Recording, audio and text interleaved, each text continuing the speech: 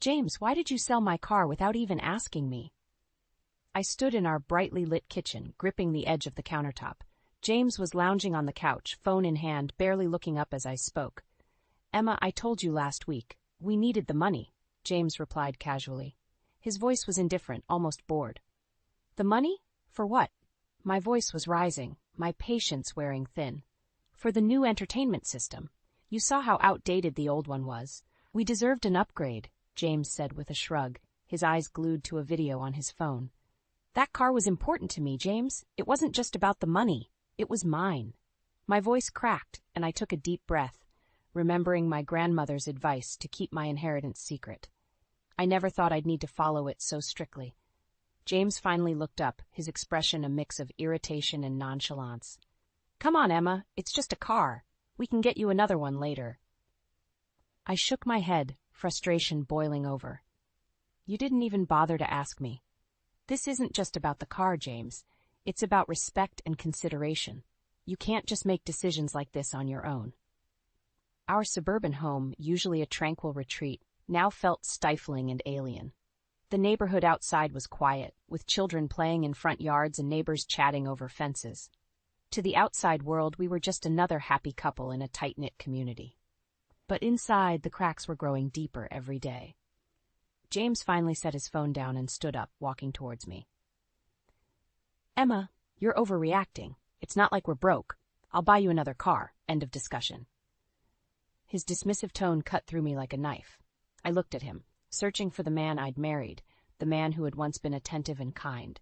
But all I saw was a stranger, someone who was slowly bleeding me dry of patience and trust. End of discussion? I repeated, incredulous. You can't just dictate how this goes, James. You've crossed a line, and you don't even see it. James's eyes narrowed. What's really going on here, Emma? You've been acting distant for months. Is there something you're not telling me? I took a step back, realization dawning. My grandmother's advice echoed in my mind. Now, more than ever, I understood why she had been so adamant. Protecting my inheritance wasn't about the money itself. It was about keeping control over something that was truly mine, especially when everything else seemed to be slipping away. I don't know, James. Maybe it's because you've stopped caring about what's important to me, I said quietly. Or maybe it's because you think you can just bulldoze through this marriage, making decisions that suit only you. James scoffed, shaking his head. You're being dramatic. I'm just trying to improve our lives. Your life, I corrected. Improving your life at my expense. He didn't respond, just stared at me with a mixture of frustration and confusion. I realized then that he truly didn't see the problem, or maybe he didn't want to. Either way, it was clear that something had to change, and fast. As James turned back to his phone, dismissing the conversation, I felt a surge of determination. This wasn't over, not by a long shot. I wasn't going to be sidelined in my own life. Grandma's wisdom was a guiding light, and it was time I started listening to it more carefully. Tension hung heavily in the air as I walked out of the kitchen, my heart pounding. One thing was certain. I wasn't going to let James's betrayal define me. This was only the beginning, and I had my own plans to make. Claire, I don't know what to do anymore, I said, dropping onto her couch. The floral print cushions smelled faintly of lilac. Claire looked up from her magazine, instantly concerned. Emma, what happened? Did James do something again? I sighed heavily, running my fingers through my hair. He sold my car without even asking me, just traded it for some stupid entertainment system. Claire's eyes widened in shock. Seriously? Who sells someone's car without asking? That's insane. Yes, and he acted like it wasn't a big deal, just brushed it off like I was overreacting. My voice wavered as I recounted the morning's confrontation. He's been doing this for a while now, hasn't he? Claire asked softly. I nodded. It didn't start this way. When we first got together, he was so kind, so attentive. I felt like I was the center of his universe. But now, I let the sentence hang, unfinished. Claire squeezed my hand reassuringly. Have you thought about leaving him? You don't have to stay in a situation like this, Emma. I bit my lip, hesitating. I have, but it's complicated. We've built a life together, and it's not easy to just walk away. Claire's face was etched with concern. You have to do what's best for you. Always remember that. Later that evening, as I cleaned up the dinner dishes James had left behind, I started thinking about the early days of our relationship. I remembered the picnics in the park, the surprise weekend getaways. He used to plan everything so meticulously, making sure every moment was special. But that James was long gone, replaced by someone who seemed to care more about his gadgets and parties than about me. While scrubbing the last of the pots, I noticed the flashy new entertainment system taking up half the living room. I felt a bitter taste in my mouth. I grabbed my phone and started scrolling through James's social media. My heart sank when I saw the photos of his recent parties, extravagant and filled with friends I barely knew. Numerous gadgets cluttered our home, all bought with the money he got from selling my car. I fumed silently, deciding to confront him again when he came home. The door creaked open as James stumbled in, the smell of alcohol clinging to him. "James, where have you been?" I asked, trying to keep my voice steady. He laughed drunkenly. "Out with the guys, needed a break, you know?" I took a deep breath. "I saw the photos, all those expensive gadgets and parties. Is that where the money from my car went?" James looked at me, his eyes unfocused. "Come on, Emma. Don't start with this again. It's just stuff. We're having fun." "Fun, without considering my feelings?" I snapped. "This is beyond disrespectful, James, that you're ignoring everything I care about." James rolled his eyes, slumping into the couch. "Why don't you ever chill out? You used to be fun." Tears of frustration stung my eyes. "This isn't about fun, James. It's about you taking everything I care about and tossing it aside." He didn't respond, eyes already closing as he passed out on the couch. The sound of his snoring filled the room, but it couldn't drown out the anger and hurt simmering in my chest. I stood there for a moment, looking at the man who once promised to cherish me.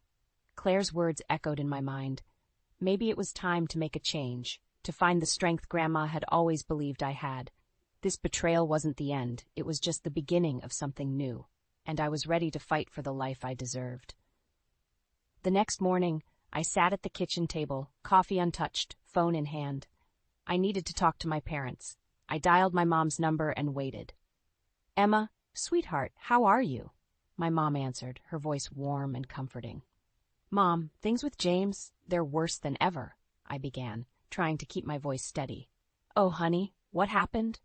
she asked, her tone immediately concerned. I quickly explained the car situation and James's ongoing disregard for my feelings. "I'm considering divorce, Mom. I can't do this anymore." There was a pause on the line. "Emma, we've always supported you, no matter what. Your father and I will help you through this. And remember, you have your inheritance." "I know, Mom. I might need to use it to move out and start over," I admitted, feeling a small twinge of relief saying it out loud. "We'll support you, darling. Do what you need to do," she assured me.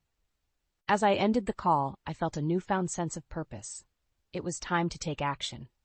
I started drafting an email to a lawyer, seeking advice on the next steps for divorce and considering apartments in a nearby town. After a few hours, I felt more determined than ever. That evening, I kept my phone close, anticipating a reply from the lawyer.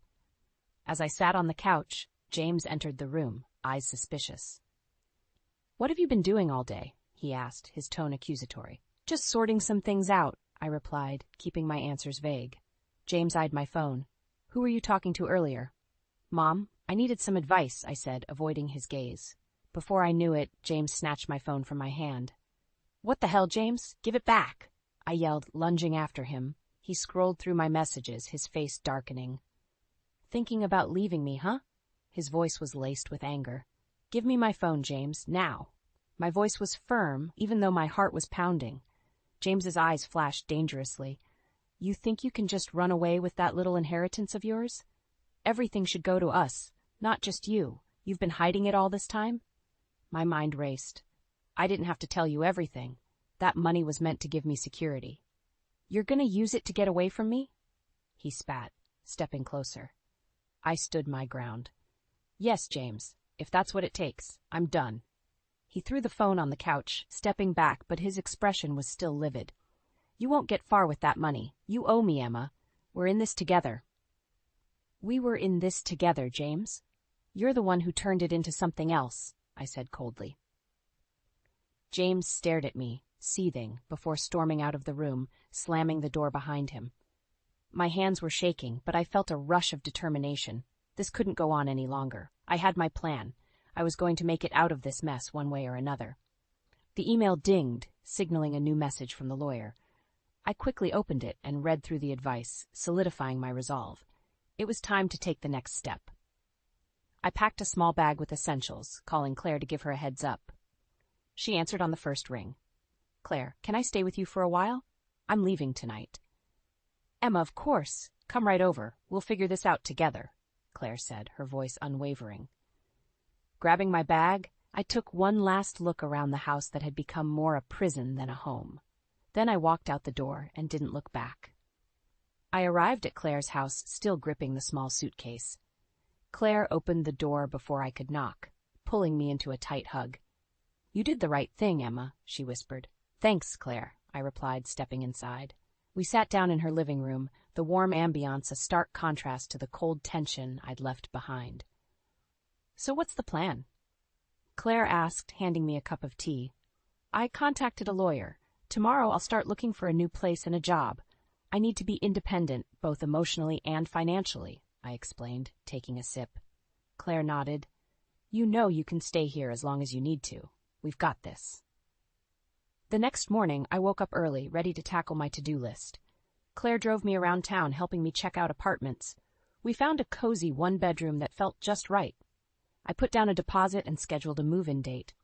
Later, I sat at Claire's kitchen table, laptop open, applying for jobs. The task was tedious but necessary. It wasn't long before emails and phone calls started coming in. By evening, I had lined up several interviews. As I celebrated these small victories with Claire, my phone rang. It was James. My heart raced, but I answered. "Emma, where are you?" he demanded, his tone aggressive. "That's none of your business," I said, trying to stay calm. "It is my business. We're married. You can't just walk out," he barked. "I had to. You left me no choice," I replied firmly. James scoffed. "You think you're brave now, hiding at Claire's? This is our problem, not hers. Tell me where you are." "I'm not hiding, and it's not just Claire's problem.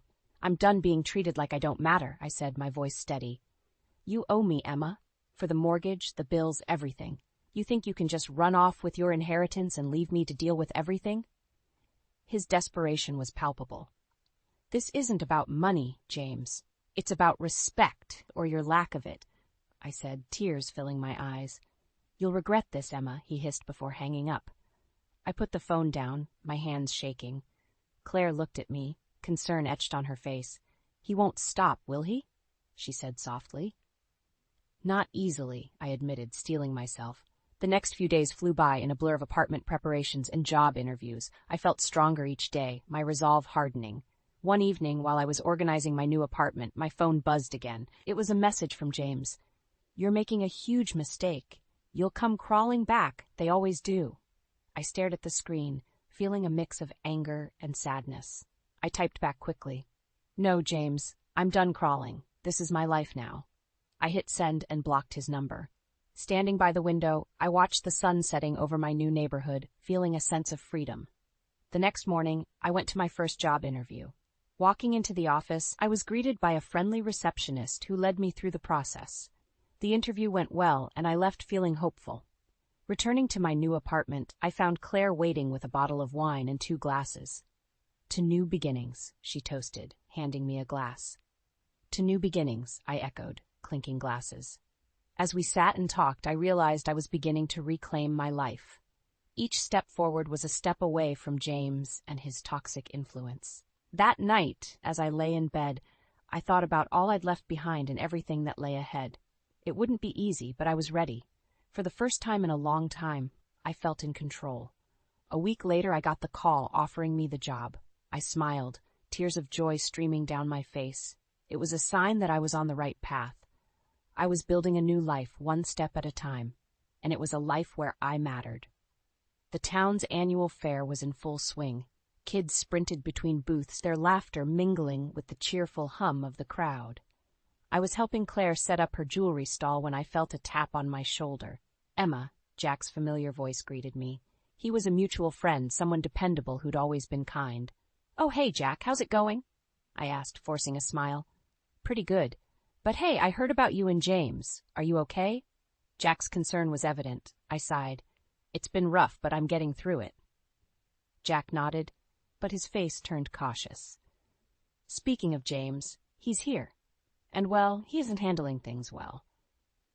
Before I could ask what he meant, a loud commotion drew our attention. James was in the middle of the fairground, visibly intoxicated, shouting at a group of young men gathered around a barbecue pit. "Oh no," I whispered, feeling my stomach knot. "Hey, it's none of your business!" James yelled, pushing one of the men. The crowd's murmur grew louder, eyes turning toward the spectacle. I took a deep breath. I need to handle this. "Emma, are you sure?" Claire asked, worry etched on her face. "I have to," I replied, squaring my shoulders and weaving through the crowd. As I approached, James spotted me and stumbled over. "Emma, there you are. Thought you could avoid me forever?" He slurred, his breath reeking of alcohol. "James, you're making a scene. Let's talk somewhere else," I urged, trying to stay calm. He laughed bitterly. "Why? So you can walk out again? You think you're so much better now?" "James, you're drunk. This isn't the place," I said firmly. "Everyone should know how you abandoned your husband," James shouted, his voice carrying over the crowd. I could feel the eyes of the townsfolk on us, the whispers spreading like wildfire. Anger and embarrassment churned inside me, but I wouldn't let him drag me back down. "James, we're done. You need to accept that," I said, my voice steady. "Now please, go home before you make this worse." "Worse? You think this can get worse?" His eyes were wild, unhinged. "You owe me, Emma. You can't just walk away without paying your dues." "I don't owe you anything, James. I'm done being your pawn," I replied, stepping back as he moved closer. A friend intervened, grabbing James by the arm. "Come on, man. Let's get you out of here." James struggled, but was eventually pulled away, his furious eyes locked on mine. "You're going to regret this, Emma." As he was dragged off, I exhaled a breath I didn't realize I was holding. Claire appeared by my side, her hand on my shoulder. "Are you okay?" she asked gently. "Yes, it had to be done," I said, my voice shaky but resolute. We continued setting up the stall, the mood around us slowly returning to normal. But I noticed several sympathetic looks from people who'd witnessed the altercation. Hours passed and the fair wore on, becoming a blur of faces and activities. That evening, after packing up, I drove to my new apartment. Walking in, I felt a mix of exhaustion and relief. I was finally free of James's constant manipulation, even if the road ahead was still uncertain. I spent the next few days settling in, gradually feeling the weight lift off my shoulders. One morning, I walked over to the mirror in my new bedroom and caught my reflection. There was a spark in my eyes, one that had been missing for a long time. This was my life, my space, and my chance to rebuild. The memory of James's public meltdown was still fresh, but it only fueled my resolve. I was moving forward, and nothing he did would pull me back. Stepping out into the crisp morning air, I felt a newfound sense of purpose. Today was just another step, and step by step I was reclaiming my future. One morning, a week after the fair, I was getting ready for my first day at the new job when my phone buzzed. It was a message from Jack. "Emma, can we meet up? There's something you need to know about James." My curiosity piqued. I agreed to meet him at the local coffee shop after work. The day passed quickly, filled with training and meeting new colleagues. By evening, I felt both exhausted and exhilarated. At the coffee shop, Jack was already waiting with 2 drinks. He waved me over, his expression serious. "Thanks for coming, Emma," he said, sliding one of the cups over to me. "No problem, Jack. What's going on?" I asked, taking a sip. Jack took a deep breath. "James lost his job, the company downsized, and he was let go." I blinked in surprise. "I didn't know that. He hasn't contacted me since the fair." "Yeah, he's not taking it well," Jack continued. "He's been telling people you left him at the worst possible time, trying to play the victim, but there's more." I leaned in, my heart racing. "What do you mean?" "He's planning something, Emma. He told a mutual friend he's going to try to win you back so he can get his hands on your inheritance." Anger flared inside me. "He really thinks he can manipulate me again?" Jack nodded. "He's desperate, Emma. You need to be careful." "Thanks for the warning, Jack. I'll stay vigilant," I said, my resolve hardening. As I walked back to my apartment, I couldn't shake the feeling of dread. James losing his job changed things, making him more unpredictable. I unlocked my apartment door and stepped inside, my mind racing. I needed to be prepared for whatever scheme he cooked up. The next few days were a whirlwind of work and settling into my new routine. One evening, as I was organizing my closet, there was a knock at the door. I hesitated, peering through the peephole. It was James. "Emma, open up. We need to talk," he called, his voice shaky. Taking a deep breath, I opened the door slightly, leaving the chain on. "What do you want, James?" He looked disheveled, clearly stressed. "Emma, I'm sorry for everything. I've lost my job. I need your help." "You need my help," I repeated, incredulous. "After everything you've done?" "Please, Emma, we can work this out. Think about what we had," he pleaded, trying to sound genuine. "What we had, James, is over. You made sure of that," I replied firmly. His demeanor shifted, his eyes flashing with anger. "You can't leave me like this. You owe me." "I owe you nothing," I said, slamming the door shut and locking it. I could hear James banging on the door, shouting, but I leaned against it, breathing deeply.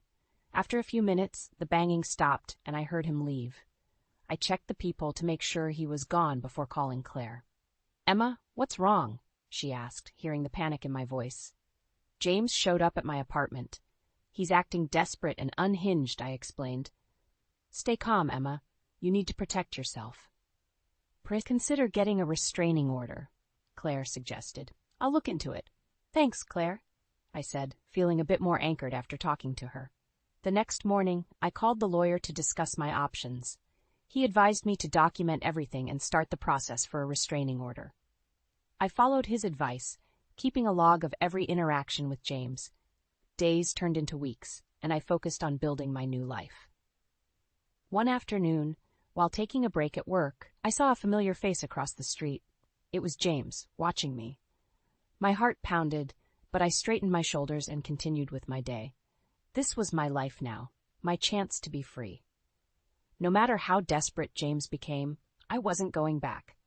This was about reclaiming my future, and I was determined not to let him take that away from me. The moment I stepped out of my building, I saw James sitting on a bench across the street. His eyes locked onto mine, and he stood up, walking towards me. "You've got to be kidding me," I muttered under my breath. I quickened my pace, determined not to engage with him, but he caught up to me before I could reach the corner. "Emma, wait," James called out, reaching for my arm. I yanked my arm away, anger flaring. "What do you want, James? I've told you it's over." "Just hear me out," he pleaded, desperation clear in his voice. "I've been trying to get back on my feet, but it's been hard without you. We can make this work again." I stared at him, incredulous. "You really think I'd come back after everything? You manipulated, lied, and used me. There's nothing left to fix." James looked around, a flicker of anger passing over his face. "We were married, Emma. That means working through the tough times." "I did work through the tough times, James, alone, while you partied and spent money you didn't have," I shot back, feeling a rush of righteous indignation. A passerby slowed down, eyes widening at the commotion, but I stood my ground. The whole world might as well know what I've been through. James's posture shifted from pleading to confrontational. "You want people to think I'm the bad guy? You've been hiding money, living this new life while I'm struggling." "Living this new life isn't easy, but it's necessary," I said, trying to keep calm. "I need peace, James, something you can't seem to offer." His eyes darkened. "You think you're better than me now?" "No, James. I think I deserve better than how you treated me," I replied, turning to walk away. James grabbed my shoulder, spinning me around. "This isn't over, Emma. You're not getting rid of me that easily." "Get your hands off me," I yelled, drawing the attention of more bystanders. James's grip loosened, but the venom in his eyes remained. A tall man in a suit stepped forward. "Is everything all right here?" he asked, eyeing James warily. "Yes, thank you," I answered quickly. "I was just leaving." James glared at the man, but took a step back.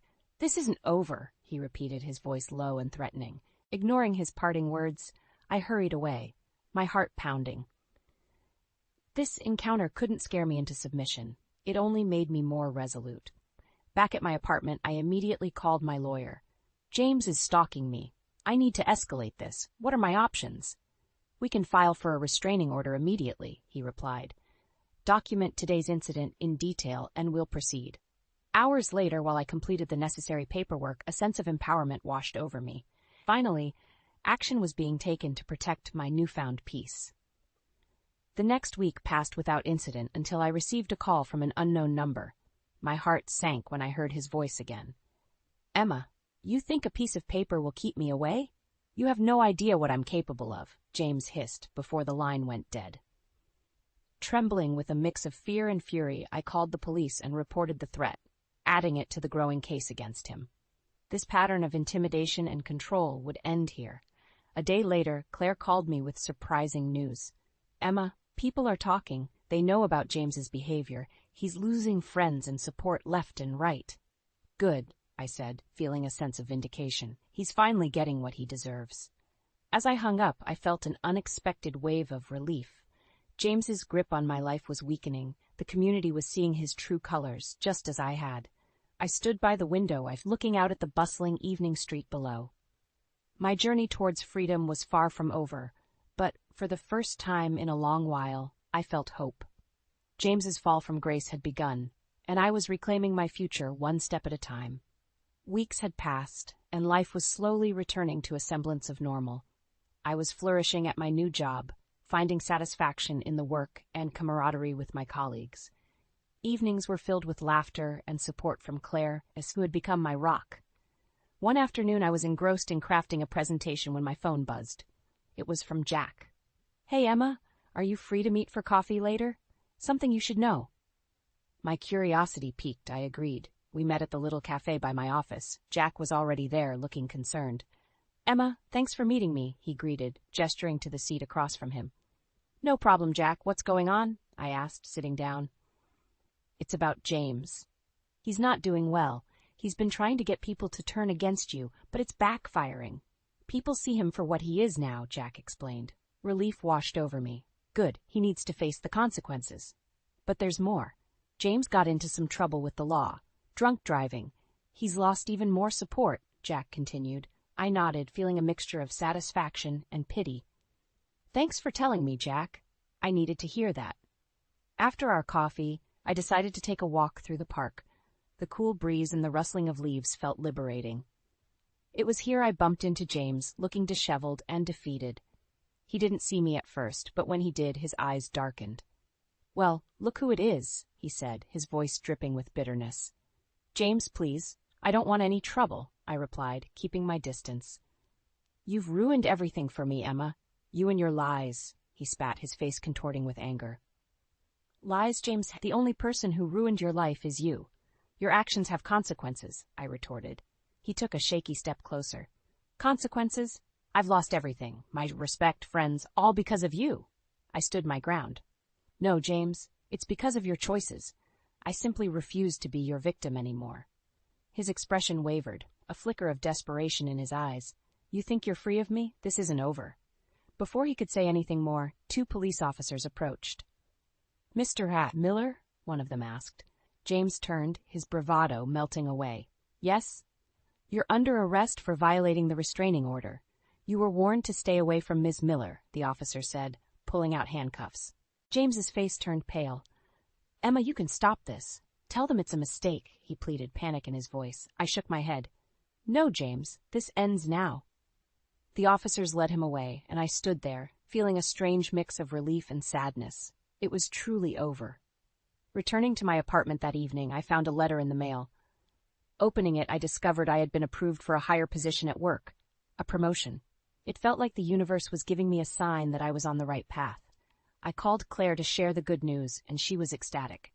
We celebrated with a small dinner at my place, toasting to new beginnings and the end of a dark chapter. That night, I took a moment to reflect on my journey.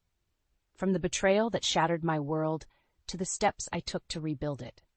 I had found strength I didn't know I possessed and had reclaimed my life piece by piece. Walking through the bustling streets the next day, I felt lighter. The weight of past traumas was lifting, replaced by a sense of empowerment and hope. I deserved this new life. A life where my worth was not dictated by someone else's whims. As I turned a corner, I caught a glimpse of someone familiar. James, disheveled and on the edge, standing outside a convenience store, clearly struggling. Our eyes briefly met, but there was no connection left. I walked on, a silent resolve in my heart. James's downfall was complete. My future, bright and full of possibilities, was just beginning. and I was ready to embrace it, one step at a time.